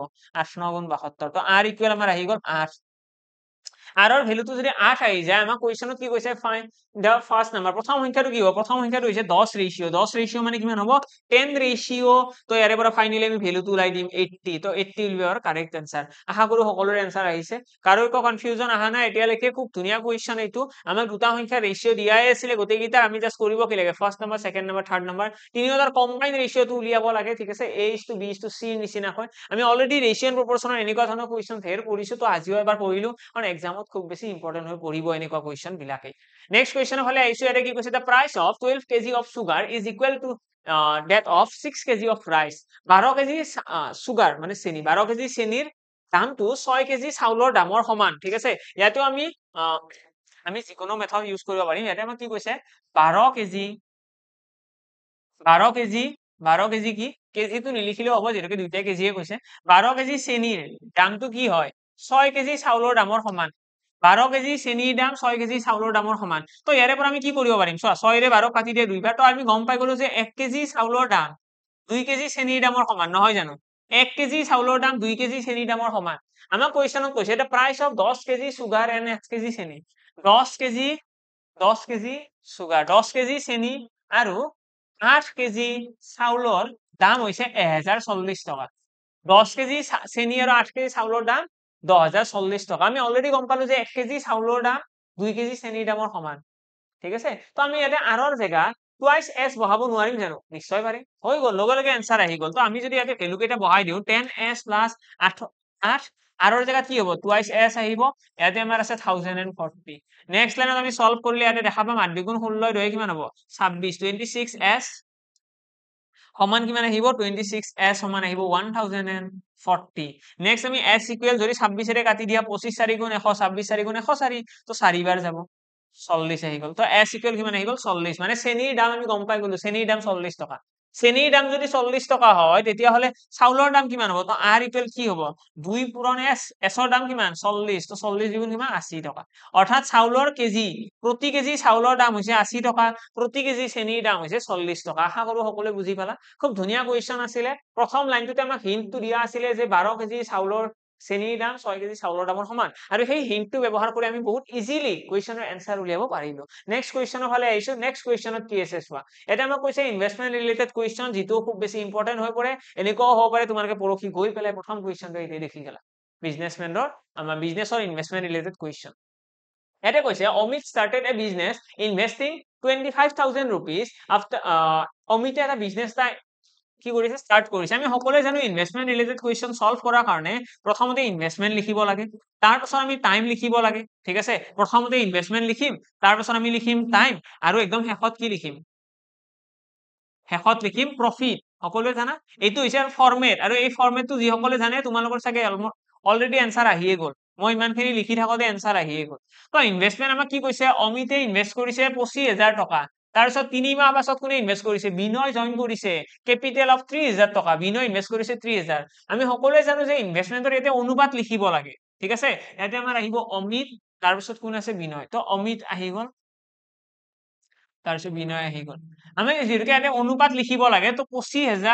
25000 তিনিটা শূন্য ডাইৰেক্ট গুচাই দিয়া 30000 তিনিটা শূন্য এটো কাটি দিয়া 5 5 গুণ 25 5 6 গুণ 30 আমি কৰিছো কি 25000 আৰু 30000 অনুপাত উলাই লৈছো তো অনুপাত দেখিলো অমিত আৰু বিনয় ইনভেষ্ট কৰা পইচাৰ অনুপাত এইটো 5:6 কিমান টকা ইনভেষ্ট কৰিছে আমি ইনভেষ্টমেন্টৰ কেতিয়াও ইয়াত টকা নিলিখো আমি সদায় কি লিখো বিনয় ইনভেষ্ট কৰিছে অমিতে ইনভেষ্ট কৰিছে 25000 বিনয় ইনভেষ্ট কৰিছে 30000 আমি এই দুইটাৰ অনুপাতটো লিখিছো ঠিক আছে অনুপাতহে আমাক লাগে এই কোৱেশ্চনটো যোনটো আছে ইনভেষ্টমেন্ট ৰিলেটেড কোৱেশ্চন এই গোটেইবিলাক কোৱেশ্চন সলভ কৰাৰ কাৰণে সদায় ট্ৰাই কৰিবা ৰেশিও মেথডটো ব্যৱহাৰ কৰা আৰু ৰেশিও মেথডটোৱে কি কৰে কোৱেশ্চন आंसर উলিয়াবলৈ খুব বেছি সহজ কৰি তোলে আমাৰ কাৰণে নেক্সট আমি কি কৰিব লাগে সময় এতিয়া সময় কি কৰিছে চোৱা যেহেতুকে অমিতে ইনভেষ্ট স্টাৰ্ট কৰিছে অমিত স্টাৰ্টেড দা বিজনেছ অমিতে যেহেতু আৰম্ভ কৰিছিল তো অমিতে তো অবভিয়াসলি 12 মাহ ইনভেষ্ট কৰিব এক বছৰ আৰু ইয়াতে কৈছে না at the end of the year মানে এক বছৰ ইনভেষ্ট কৰিব অমিতে আৰু আৰম্ভও কৰিছে কিন্তু বিনয় কি কৰিছে 3 মাহ পিছতহে যোগদান কৰিছে আফটাৰ 3 months বিনয় ষ্টাৰ্টিংত নাছিলে 3 মাহ পিছত আহিছে মানে আলটিমেটলি 12 মাহ বিনয় নাই বিনয় কিমান মাহ আছে 9 মাহ বিনয় কিমান মাহ আছে 9 মাহ আছে এইখিনি তোমালোকে ক্যালকুলেট কৰি দেখিবা 3 4 গুণ 12 3 3 গুণ 9 সদায় মনত ৰাখিবা ৰেশিও আমি কটাকটি কৰিবই লাগিব তো ইয়াতে আমি লিখিব পাৰিম ডাইৰেক্টলি 4:3 আমি যেটো সময় আছে ইয়াতে 4:3 লিখিলেও আমাৰ ভুল নহয় নেক্সট আমি দেখিম এইখিনি পূৰণ কৰিলে 5 4 গুণ 20 ইয়াতে দেখি যাম 6 3 গুণ 18 এইটো তোমালোকে কাট কৰি দিয়া 2 ৰে 10 বাৰ এইটো কাটি দিয়া 9 বাৰ তো কাৰেক্ট আনসাৰটো আমাৰ আহি গল প্ৰফিট আৰু প্ৰফিটৰ যেটো ৰেশিও আহিব এইটো আহিব 10:9 ঠিক আছে যেটো লাভৰ ৰেশিও আছে এইটো হৈছে 10:9 আৰু কোৱেশ্চনত আমাক কি কৈছে at the end of the year they make a profit ইয়াৰে কিমান টকা প্ৰফিট কৰে 19000 টকা 19000 টকা প্ৰফিট কৰে what will be Amit share অমিতে কিমান টকা হ'ব সেই লাভৰ এই যে 19000 টকা লাভ হল তাত অমিতে কিমান টকা হ'ব আৰু কিমান টকা বিনয় পাব সেইটো হৈছে কোৱেশ্চন প্ৰফিট আছে 10 আৰু 9 ৰেশিওত ভগাব লাগিব এইটো অনুপাতত ভগাব লাগিব তো আমি কি কম 19 ৰেশিও 19 ৰেশিও সমান 19000 ঠিক আছে 19 ৰেশিও সমান 19000 1 ৰেশিও সমান আহি যাব 1000 মানে আমি গম পাই গলো 10 ৰেশিও মানে 10000 টকা 10k আৰু 9 ৰেশিও মানে কিমান হ'ব 9000 টকা মানে বিনয় পাব 9000 টকা আৰু অমিতে যোনে ব্যৱসায়টো আৰম্ভ কৰিছিল অমিতে কিমান টকা হ'ব 10000 টকা ঠিক আছে যদি এই ক্লাসটো ভাল লাগি আছে সকলোকে এটা ৰিকুৱেষ্ট কৰিলো ভিডিওটো অকনমান শেয়াৰ কৰি দিবা তোমালোকৰ যিমান ফ্ৰেণ্ডে ভিডিও এপিএসসি এনফোৰ্সমেন্ট এক্সাম দিম বুলি ভাবিছে সকলোৱে গম পাও পঢ়ক কাৰণ চাকৰি গোটেই কিজনে যদি এখন ডিস্ট্ৰিক্টতে পঢ়ে তেতিয়া আৰু ভাল হ'ব ন এতিয়াৰ ফ্ৰেণ্ডশিপটো আগৰ নিচিনাকৈ চলিয়ে থাকিব নহলে তোমাক দিব কৰবাত কোনোবা এজন ফ্ৰেণ্ড থাকিব কৰবাত বেলেগ টেনচনত হৈছে আৰু Next, I show education of if a number when multiplied by 25% of itself gives a number which is 200% more than the number. Then the number is আমাক এইটো নাম্বাৰটো উলিয়াব দিছে আমাক কৈছে if a number এটা আছে x সেই নাম্বাৰটো is multiplied by 25% of itself মানে এই সংখ্যাটোৰে 25% লগত পূৰণ কৰিছে মানে এই সংখ্যাটোৰ লগত পূৰণ কৰিব লাগিব কাক পূৰণ কৰিম আমি x নধৰো ইয়াতে a ধৰি লৈছো ঠিক আছে a নামৰ এটা সংখ্যা আছে তাৰ লগত কিবা এটা পূৰণ কৰিম কাক পূৰণ কৰিম সেই একেটা সংখ্যাৰ 25% মানে 25% of itself মানে a ঠিক আছে a এর লগত সেই সংখ্যাটোৰে 25% পূৰণ কৰিলো আৰু পূৰণ কৰিলে কি পাম gives 200% more than the number মানে আগতে যিমান সংখ্যাটো আছিলে তাতকৈ 200% বেছি মানে সেইটো সংখ্যাটো থাকিব আগৰটো কিন্তু লগতে 200% বাঢ়ি যাব 200% of a এইটো হৈ গল আমাৰ ইকুৱেশন এই ইকুৱেশনটো সলভ কৰিবলৈ গলে আমাৰ লগে লগে কারেক্ট আনসারটো ওলাই আহিব ইয়াতে আমি দেখিম a ইনটু ইয়াতে তোমালোকে লিখিব পাৰিবা a/4 ইয়াতে তোমালোকে দেখিবা a/4 ইয়াতে তোমালোকে দেখিবা a plus twice a তাৰ পিছত আমি আকৌ সলভ কৰিবলৈ যাম ইয়াতে দেখা পাম আমি a²/4 ইয়াতে আমি দেখা পাম 28 a আমি a আৰু a² কাটিব পাৰিম 4টো এপিনে গুচি গল তো a ইকুৱেল আহি যাব 12 অৰ্থাৎ 12 এটা এনেকুৱা সংখ্যা যিটোৰ 25% যদি 12 লগত পূৰণ কৰা হয় তেতিয়া হলে সেই সংখ্যাটোৰ আমি 200% বাঢ়ি যাব ঠিক আছে 200% বাঢ়ি যাব এইটো হৈ গল আমাৰ কাৰেক্ট আনসাৰ ঠিক আছে এনেকুৱা ধৰণৰ কোৱেশ্চন যদি এক্সামত আহে ফাৰ্স্টলি তোমালোকে কোৱেশ্চনত কি কৈছে এইটো কথা ভালদৰে পঢ়িবা আৰু লগতে এটা ভেৰিয়েবল লৈ লবা লৈ পেলাই কোৱেশ্চন স্টাৰ্ট কৰিবা এনেকুৱা নহয় যে কোৱেশ্চনটো পঢ়ি থাকিবা বা ৰখি নাথাকিবা যি কৈছে সেইটো হিচাপত আমি অলপমান কামটো কৰি গৈ থাকিবা ইয়াতে আমাক কৈছে ইফ এ নাম্বাৰ যদি এটা সংখ্যাৰ কথা কৈছে when multiply পূৰণ কৰিম এটা সংখ্যাৰ কথা হৈছে a ধৰি লোৱা এটা সংখ্যা a এতিয়া সেই সংখ্যাটো আমাক পূৰণ কৰিব দিছে কিহেৰে পূৰণ কৰিম সেই সংখ্যাটোৰে সেই যিটো সংখ্যা আছে সেইটো সংখ্যাৰে 25% of itself বুলি কৈছে মানে সেইটো সংখ্যাৰে 25% ৰ লগত পূৰণ কৰিলে কি পাম 200% বেছি পাম তো জাস্ট সেইখিনি যোগ কৰি দিছো ডান নেক্সট কোৱেশ্চন হলে আহিছো নেক্সট কোৱেশ্চন কি আছে এৰে কৈছে the price of onions পিয়াজৰ কথা কৈছে পিয়াজৰ দাম কি হৈছে has been increased by 50% পিয়াজৰ দাম 50% বঢ়াই দিয়া হৈছে in order to keep the expenditure on onion the same the percentage of reduction in the consumption is এটো হৈছে আমাৰ কোৱেশ্চন যিটোৰ আমি ফৰ্মুলা মনত ৰাখিব লাগিব price into consumption equal expenditure price into consumption equal কিমান আহিব expenditure এই ফৰ্মুলাটো যোনে মনত ৰাখিব সিহঁতৰ কাৰণেহে এইটো কোৱেশ্চন তো ইয়াতে মনত ৰাখিবা এইটো আমাৰ যেনেকৈ আমি ইনভেষ্টমেন্ট ৰিলেটেড কোৱেশ্চন কৰিছিলো investment into time equal profit ঠিক তেনেদৰে ইয়াতে আহিব প্ৰাইস ইয়াতে আহিব কনজাম্পশন ইয়াতে আহিব এক্সপেন্ডিচাৰ তো ইয়াতে যদি আমি ইউজ কৰো এটা আমাক কি কৈছে প্ৰাইস আমাক কৈছে বস্তুৰ দামটো কি হ'ব ইয়াতে কৈছে কনজাম্পশন মই গোটেইখিনি প্ৰথমতে লিখি লৈছো ফৰমেটটো সেম থাকিব ফৰমেটটো একো চেঞ্জ নহয় কনজাম্পশন আৰু লাষ্টত আমাৰ থাকিব কিমান এক্সপেন্ডিচাৰ আমাক ইয়াতে কোৱেশ্চনত কি কৈছে কোৱেশ্চনত কৈছে যে অনিয়ন পিয়াজৰ দাম 50% বঢ়াই দিয়া হৈছে মানে দামৰ কথা হৈছে 50% মানে কি 50% মানে হৈছে হাফ মানে আমি কি কম আগতে যদি 2 টকা আছিল এতিয়া 3 টকা হ'ব ঠিক আছে 2 টকাৰ দামটো এতিয়া 3 টকা কৰি দিছে প্ৰাইস বঢ়াই দিছে আমাক কৈছে কনজাম্পশনটো কিমান কমাব লাগিব যাতে এক্সপেন্ডিচাৰ কি হয় আগৰ নিচিনা থাকে মানে আগতে যিমান টকা আছিল এক্সপেন্ডিচাৰ এতিয়াও সেমে থাকিব এতিয়া তোমালোকে ক'ব লাগে মই 2 লগত কি পূৰণ কৰিম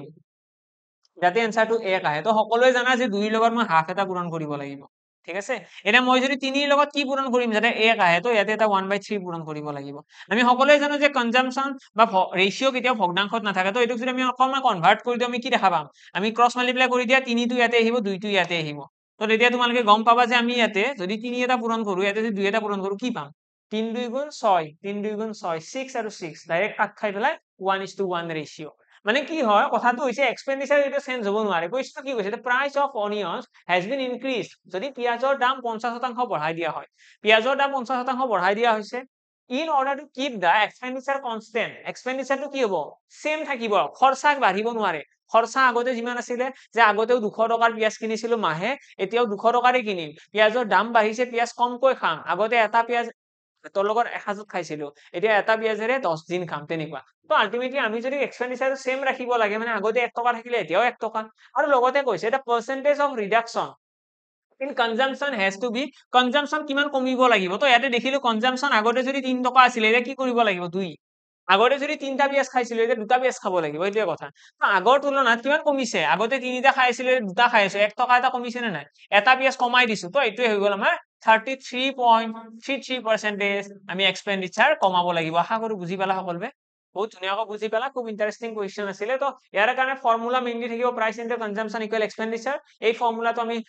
একদম হুবহু same investment into time equal profit এই যেটো মেথড আছে এই মেথডৰ নিচিনাকৈ ব্যৱহাৰ কৰো যিকোনো কোয়েশ্চনত আহিলে তো আমি নিশ্চয় কৰিব পাৰিম নেক্সট কোয়েশ্চনৰ ফালে আহিছো এইটো কোয়েশ্চন খুব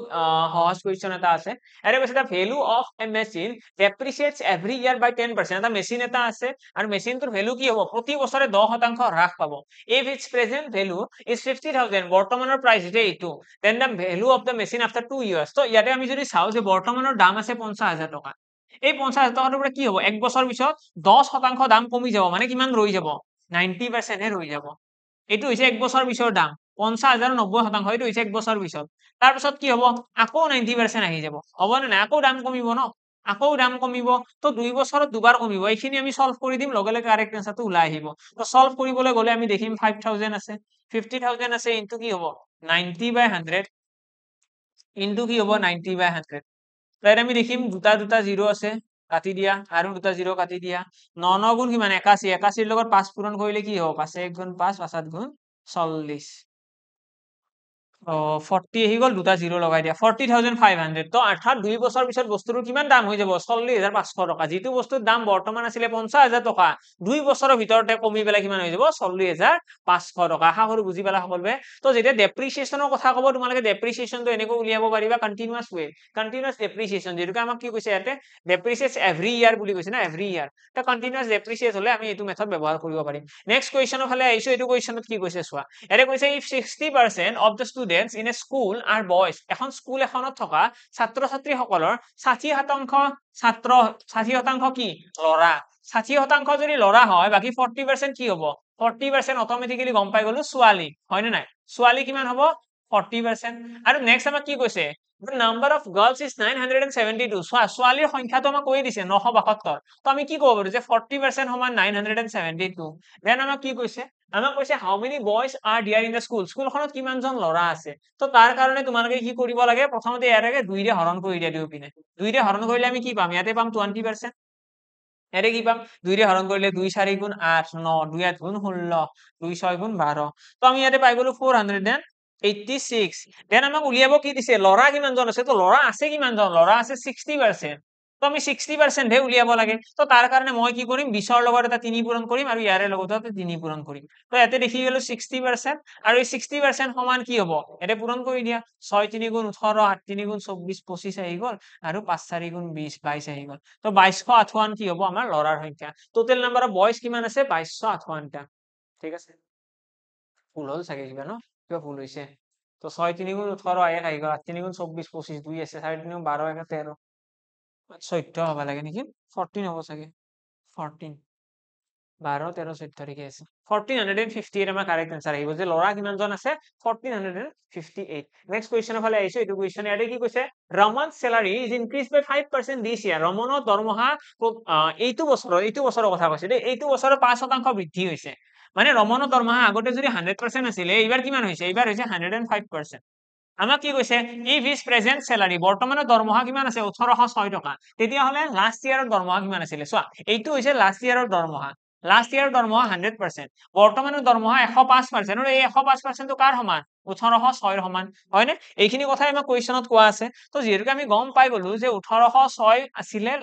বৰ্তমানৰ চেলাৰী আমাক কৈছে লাষ্ট ইয়াৰ কি হ'ব অৰ্থাৎ আমি উলিয়াব কি লাগে 100% উলিয়াব লাগে তো তোমালোকে এইটো সলভ কৰাৰ কাৰণে কি কৰিব পাৰিবা ডাইৰেক্টলি সলভ কৰা 1806 ক তোমালোকে 105 এৰে প্ৰথমতে হৰণ কৰা ইনটু 100 কৰি দিয়া কাৰেক্ট আনসাৰ আহি গল এইটো তোমালোকে দেখিবা 5 এৰে কাটিলে 21 বাৰ যাব এইটো 20 বাৰ যাব 21 এৰে এইটো কাটি দিয়া কিমান বাৰ যাব এইটো তোমালোকে কাটিব পাৰিবা কিমান 8 বাৰ 8 2 গুণ 16 9 2 গুণ হলে 18 হৈ যাব ন তো 8 বাৰ কাটি দিয়া 8 বাৰ কাটি দিলে আমি দেখিম এটা থাকি গল 160 আৰু 8 168 70 12 আছে 126 হলে কিমান বাৰ যাব 6 বাৰ 6 বাৰ ঠিকে আছে 86 তো 86 টু যা কিমান হ'ব 172 1720 ফাইনেল আনসার তো আমাৰ কি হ'ব লাষ্ট ইয়াৰৰ স্যালাৰি কিমান আছিল 1720 টকা ঠিক আছে 1720 টকা আছিল লাষ্ট ইয়াৰৰ দৰমহা আৰু বৰ্তমানৰ দৰমহা কিমান হয় 1806 টকা যেহেতুকে 5% বাঢ়িছে ন 5% ইনক্ৰিজ হোৱাৰ কাৰণে এইটো হৈছে এইটো মেথডতো কৰিব পাৰিবা যদি এইটো মেথডত তোমালোকৰ খেলিমেলি হৈছে তোমালোকে এইটোও কৰিবা যে আগতে মানুহজনৰ স্যালাৰি আছিল x আৰু ইয়াৰে লগত কি হৈছে 5% বঢ়াইছে মানে কি x ৰ 105% এই x ৰ 105% কাৰ সমান 1806 এইটোৰ সমান তো ইয়াৰে পৰা তোমালোকে ডাইৰেক্টলি x টো ওলাই দিয়া কি কথা হ'ব 105 এৰে এইটো প্ৰথমতে ডিভাইড হ'ব ন এইটো হ'ব এনেকুৱা 1806 divided by 105 into 100 একেই কথা হ'ব আমাৰ পাৰ্সেন্টেজ মানে তলত 100 থাকে এইটো ওপৰত গুচি যাব তো ফাইনালি আমাৰ আনসাৰটো ইয়াৰে পৰা তোমালোকে পাবা 1720 টকাই ওকে তো এই দুটা মেথডে তোমালোকৰ কাৰণে ইউজফুল যেটো মেথডত তোমালোকে ফলো কৰিব বিচৰা সেইটো মেথডত কৰিব পাৰিবা নেক্সট কুৱেশ্যনৰ ফালে আহিছো ওকে খতম তো ইয়াতে খতম হল আজিৰ ক্লাসটো আমাৰ আশা কৰো তোমালোকৰ কিবা নহয় কিবা ক্ষেত্ৰত লাভ হল ইয়াতে যিমান কিটা কুৱেশ্যন আলোচনা কৰিছো তোমালোকে এইটো লেভেলৰ কুৱেশ্যন বিলাক চেক কৰিব পাৰা এনেকুৱা লেভেলৰ কুৱেশ্যন বিলাক প্ৰেক্টিস কৰি থাকা এক্সামত এনেকুৱা ষ্টেণ্ডাৰ্ডৰে কুৱেশ্যন থাকিব এনেকুৱাও নহয় যে বহুত ইজি কুৱেশ্যন থাকিব বা এনেকুৱাও নহয় যে বহুত বেছি টাফ কুৱেশ্যন থাকিব কুৱেশ্যনৰ ষ্টেণ্ডাৰ্ডটো একদম মডাৰেট বুলি ক'ব পাৰা মডাৰেট ষ্টেণ্ডাৰ্ডৰ কুৱেশ্যন এপিএসসি দিয়ে জেনাৰেলি এপিএসসি পেপাৰখন একদম নেগলেক্ট কৰিব লগা কুৱেশ্যন নিদিয়ে বা বহুত বেছি টাফ কুৱেশ্যন নিদিয়ে যে সকলোৱে কয় যে মেথছ খিনি বহুত টান আছিলে সেইটোও নকৰে তো সেইকাৰণে তোমালোকেও একদম ইজিও নাচাবা একদম বেছি টাফৰ ফালেও যাব নালাগে কিন্তু মডাৰেট লেভেলৰ যিমানখিনি কুৱেশ্যন থাকিব মিডিয়াম আমাৰ টাফনেস বুলি ক'ব পাৰা তো তেনেকুৱা ধৰণৰ কুৱেশ্যন গোটেইখিনি তোমালোকে ভালদৰে চাই যাব লাগিব ইয়াৰে ক্লাছৰ পৰা চেষ্টা কৰিছো মেক্সিমাম কুৱেশ্যন কমন কৰক নেক্সট আৰু এটা ক্লাছ লৈ আনিম সেইটো ক্লাছটো আমি কেইটামান কুৱেশ্যন প্ৰেক্টিস কৰিম আৰু সকলোকে শুভেচ্ছা থাকিল ধুনীয়াকৈ পঢ়ি থকা এইখিনি টাইমত পজিটিভ থাকা কাৰণ মেক্সিমাম ষ্টুডেণ্টে ধৰি লোৱা এইটো টাইমত শুই আছে তো তুমি যদি চাই আছা অবভিয়াছলি কিবা নহয় কিবা এটাতো ভালে কৰি আছা লগ পাম এটি নতুন ক্লাছত thank you and bye by